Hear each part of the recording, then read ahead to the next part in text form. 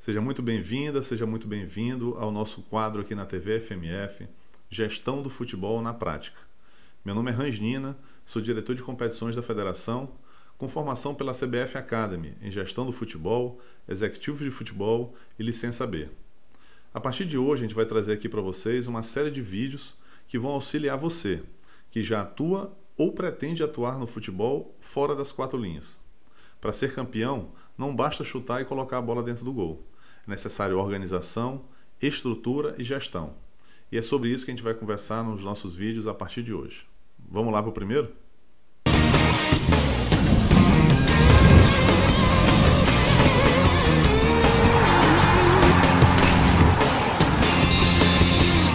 O que é um clube de futebol? Ele pode ser uma associação, ele pode ser uma empresa, ele é amador ou ele é profissional? É um time que disputa campeonatos no bairro ou pode disputar, por exemplo, uma Copa Libertadores? Então, para a gente entender um pouquinho disso, a gente precisa saber qual é a natureza do time que a gente quer constituir, qual é a certidão de nascimento desse time, como ele foi criado, qual é a finalidade que a gente busca. Então, vamos entender um pouquinho de cada um desses aspectos. A gente vai tratar aqui de clubes que disputam competições oficiais, organizadas pelas federações locais, pela CBF, pela Conmebol e eventualmente pela FIFA. E a gente vai entender também um pouquinho de cada entidade dessa aí ao longo dos nossos vídeos. Então o primeiro passo é definir qual vai ser a natureza desse clube de futebol. Ele pode ser, de acordo com a legislação brasileira, um clube empresa ou um clube associativo. Pelo nome a gente já tem uma ideia de qual é a situação de cada clube desse, ou seja, como ele vai ser criado.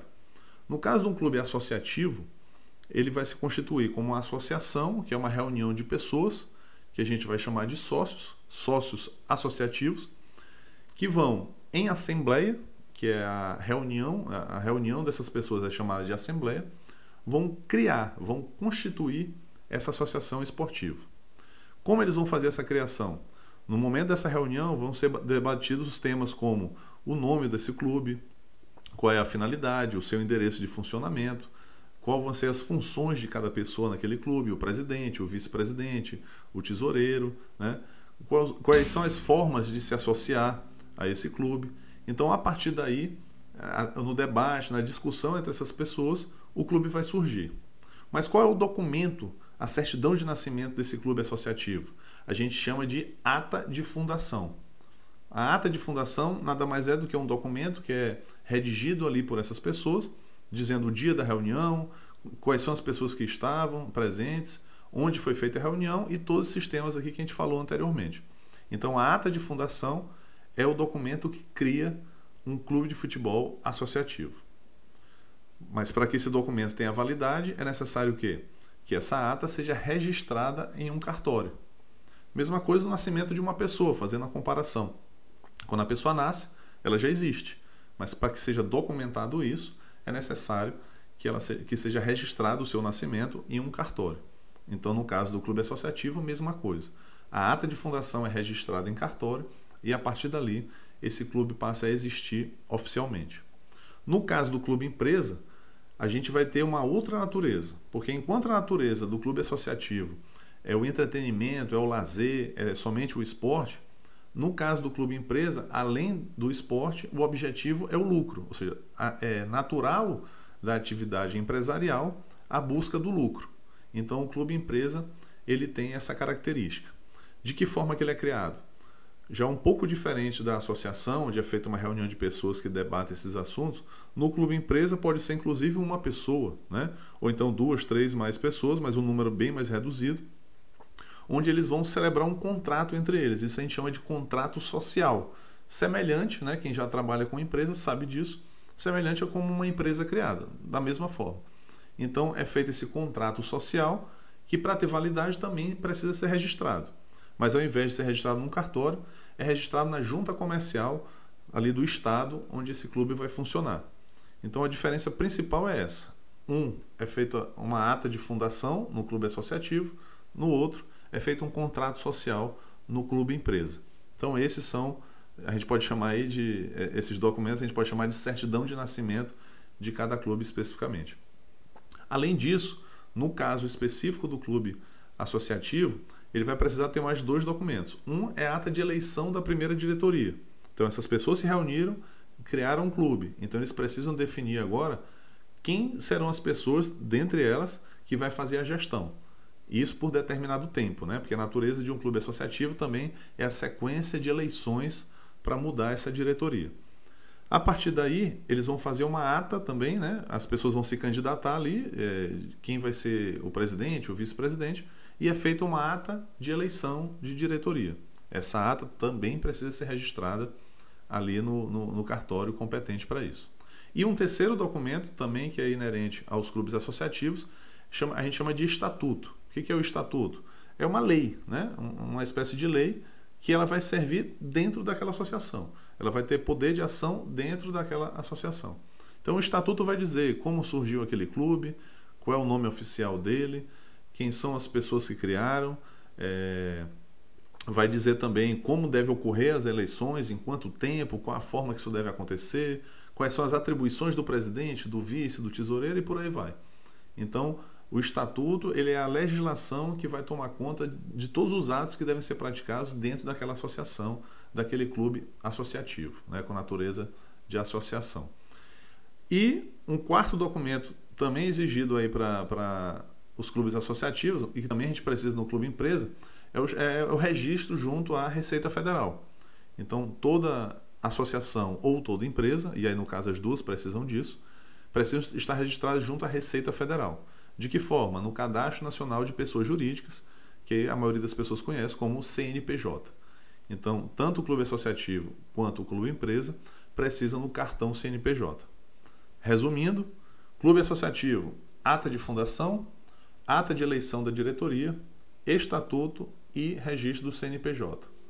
Clube empresa, contrato social e o registro do CNPJ através do cartão CNPJ. Basicamente, é essa a documentação que cada clube precisa, né? Lógico que a gente for partir aí para a questão, por exemplo, de um centro de treinamento, né? O clube já tem um centro de treinamento, então ele precisa ali do alvará de funcionamento desse centro de treinamento junto à prefeitura. Ele vai precisar também de licença do Corpo de Bombeiros, que vai atestar se ali as normas de segurança que a legislação exige no caso dos bombeiros está sendo contemplada. Então, são outras situações, outras documentações junto a outros órgãos. Por exemplo, um clube vai ter funcionários, então precisa ali também do registro junto ao INSS para recolhimento do valor da Previdência, registro na Caixa Econômica para recolhimento do FGTS. Mas aí já são outros aspectos que a gente vai ver em vídeos mais à frente, tá? Aspectos legais no que se refere a funcionários e o funcionamento de um centro de treinamento. A princípio, a gente vai se prender aqui à documentação de criação.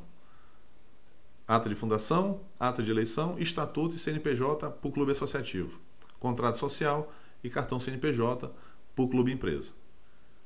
Então, criado o clube de futebol junto aos órgãos competentes, Receita Federal, cartório, junta comercial, agora ele precisa ser registrado junto às entidades que organizam as competições.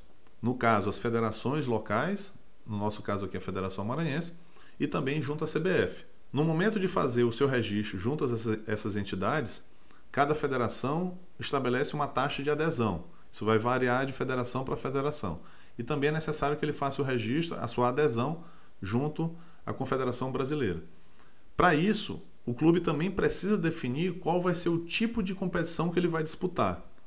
Porque os clubes, além de serem associativos ou empresa, eles também vão ter que definir se eles são clubes amadores ou clubes profissionais.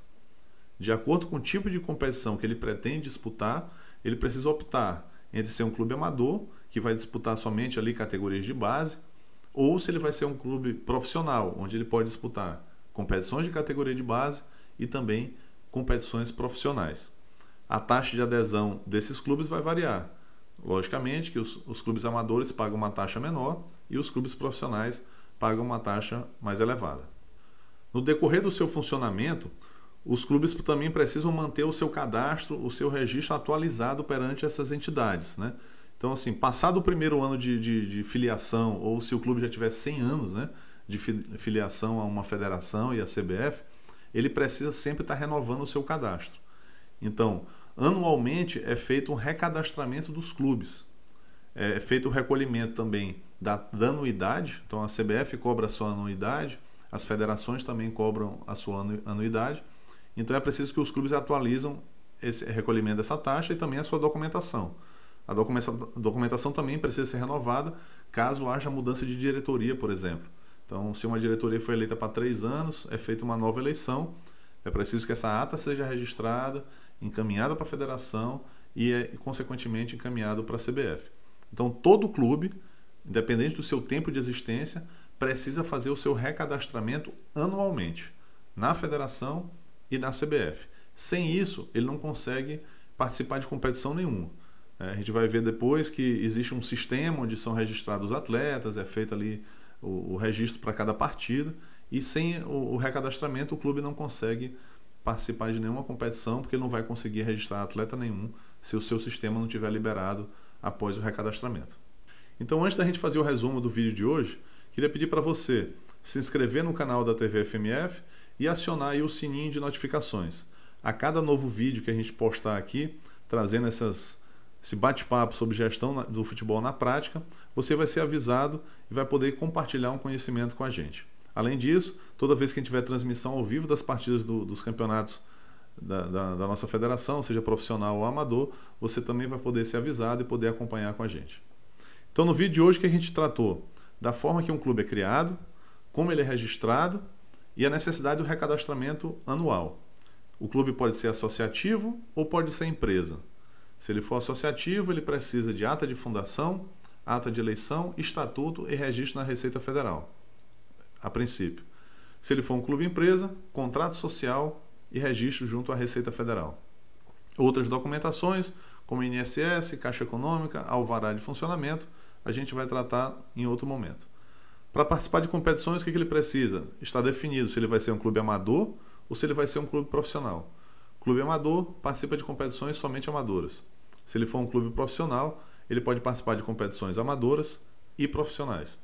Para isso é preciso que ele esteja registrado na federação local, dali do estado onde ele foi criado, e consequentemente também na CBF.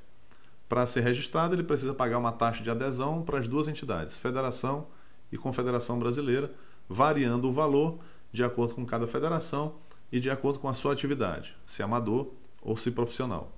Depois que um clube existe, a partir do seu primeiro ano de funcionamento e independentemente da sua duração, ele precisa sempre fazer o recadastramento junto a essas entidades que a gente mencionou, Federação e CBF.